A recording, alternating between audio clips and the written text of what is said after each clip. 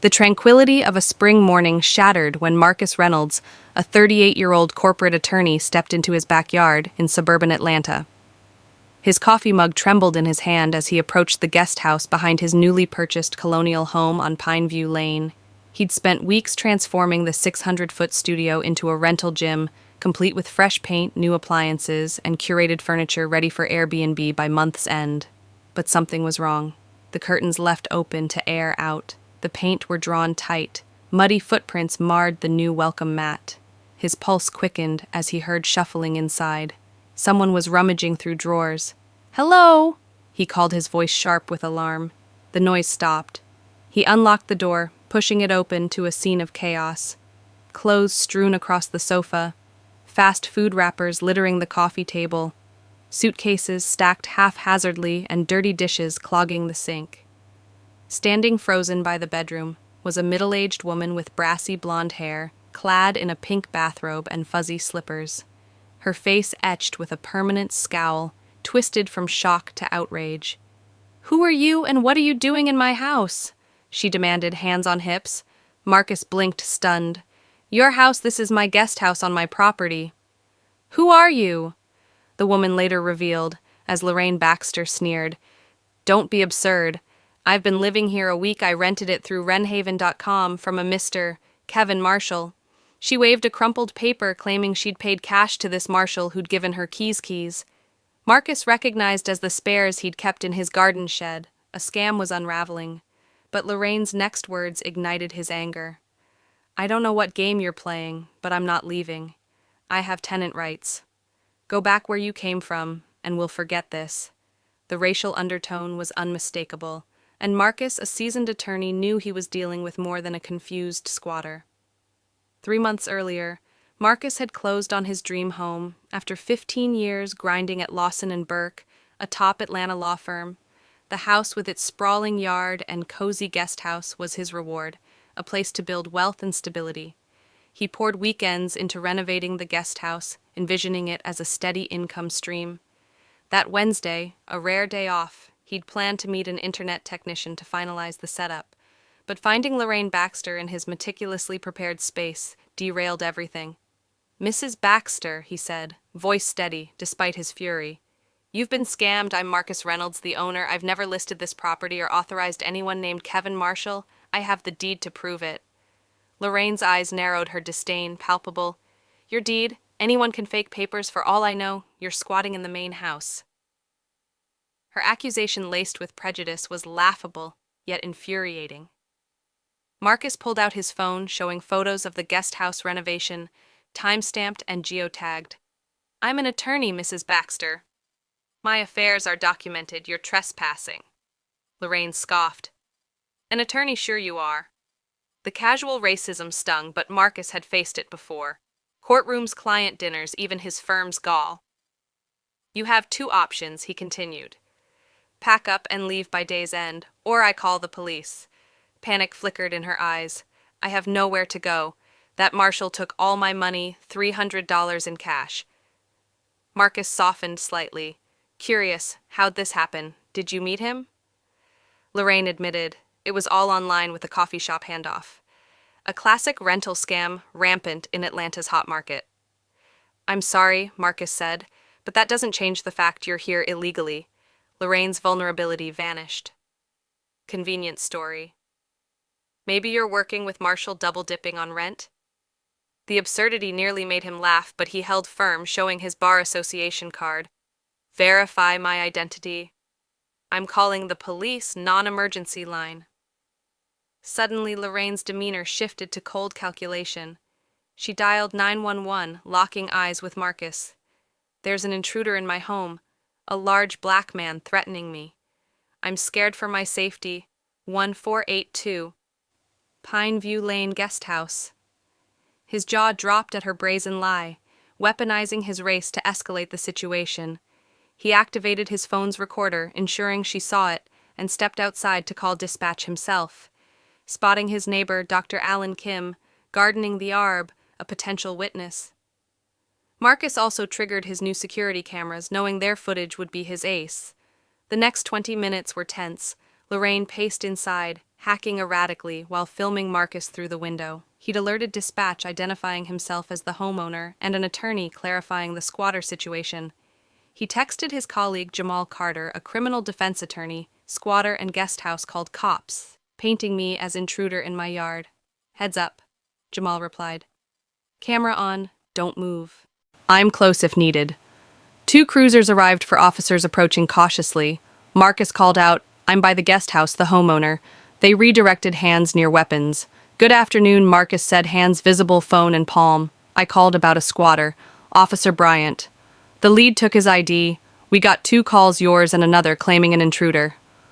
Marcus explained, offering his bar card and renovation photos. Lorraine burst out, clutching her bathrobe. Thank God you're here. This man's harassing me, saying I'm trespassing. She waved her fake rental agreement signed by Kevin Marshall. Marcus interjected, I never threatened her. She's been scammed. Officer Gwynn examined the paper, passing it to Bryant. Ma'am, any proof of payment? Lorraine faltered. Cash, I have a receipt somewhere. Marcus showed his photo album detailing the guest house transformation and mentioned his cameras. The footage will show her moving in without my consent. Lorraine palled. Those cameras could be new photos, prove nothing. Officer and Gwynn asked, Did you verify the landlord's identity? Lorraine mumbled about the listing's professionalism, but her story unraveled. An officer found the tampered shed lock confirming the stolen keys. Tenant rights don't apply without a valid lease. Bryant said, This is trespassing. Lorraine's defiance cracked. Where do I go? He took my money. Her tears seemed rehearsed. Marcus felt a twinge of pity, but stayed firm. Then Lorraine pivoted, pointing at him. He knew about the scam, he's collecting rent twice. Bryant stepped in. Ma'am, false accusations. Won't help. Pack your things. Gwynn stayed with her as she sobbed theatrically. Bryant turned to Marcus, press charges for trespassing. Marcus hesitated. Her false 911 call had endangered him, but she'd been scammed. Not now. Just document her false report. She called me a threatening black man to escalate things. Bryant nodded. It's noted. Dispatch recordings are on file. Lorraine took hours to pack, whining to Gwynn about her plight. Marcus offered a ride share, wanting her gone. Fine, she snapped, but don't expect thanks. As she left, she hissed, This isn't over, I'll get a lawyer. Marcus maintained composure. Safe travels, Mrs. Baxter. Exhausted, Marcus poured wine, texting, Jamal resolved, but you won't believe this. Drinks tonight. At 8 p.m., the doorbell rang. Expecting the technician, he found a courier with a letter from Baxter and Klein, a law firm suing him for unlawful eviction, emotional distress and theft, claiming he conspired with Marshall to defraud Lorraine of $3,000. Stunned, he called Jamal, forwarding the letter. She's suing me. Jamal laughed. I'm there in 20. Marcus compiled evidence, security footage, police reports, and a timeline. He emailed officers Bryant and Enwin for reports and alerted his firm's partner, securing time to handle this. Jamal arrived, reviewing the footage of Lorraine's theatrics. She's clueless about who she's up against, he said. Marcus grinned. She's about to learn. At 7:00 a.m., Marcus hit his office at Lawson and Burke, pulling paralegal Tara Evans-Digg into Baxter and Klein and Lorraine back to background litigation. Everything. Tara skimmed the letter, suing you for eviction from your own property. That's wild. By noon, she delivered Baxter, and Klein was a small firm chasing quick settlements. Lorraine had 3 prior tenant disputes, each alleging improper eviction and demanding payout. 2 settled fast. She's a pro at this, Marcus muttered. He called Lawrence Klein, the firm's partner, identifying himself. Klein's confidence wavered when Marcus listed his evidence deed. Police reports footage. Meet tomorrow. 10 a.m., my office. Marcus said, Advise your client. She's on thin ice. He drafted a countersuit for defamation and malicious prosecution, preparing for escalation. The next morning, Klein arrived alone, looking rattled. Lorraine had another commitment. Marcus presented his case. Deed photos footage of Lorraine's lies. She claimed tenant rights with a fake lease and lied to police, endangering me. Klein's face fell at the clip of Lorraine's parting threat. Resolution. He stammered. Marcus demanded, Lorraine dropped her claims, apologized, and paid $2,750 for damages, stained carpets, scratched floors. Reasonable given her false 911 call weaponizing my race. Marcus said Clean left promising a response by 5 p.m. But the next day, Clean emailed. He dropped Lorraine as a client. Marcus was strategizing when his phone rung an unrecognized number. "Mr. Reynolds, you scared off my lawyer," Lorraine spat. "You set me up to humiliate me." Her paranoia stunned him. "Why would I stage a scam on my own property?" she screamed to feel powerful. "I saw your big tech case on TV. You're not untouchable, I have media friends. How your clients like hearing what you did." Marcus recorded, voice calm. "You're threatening blackmail. A felony, you trespassed. Lied to police, and now this. Stop contacting me." She hissed. "You'll regret this." And hung up. Marcus forwarded the recording to Jamal. "She's demanding $10,000 or she'll smear me." Jamal whistled restraining order now.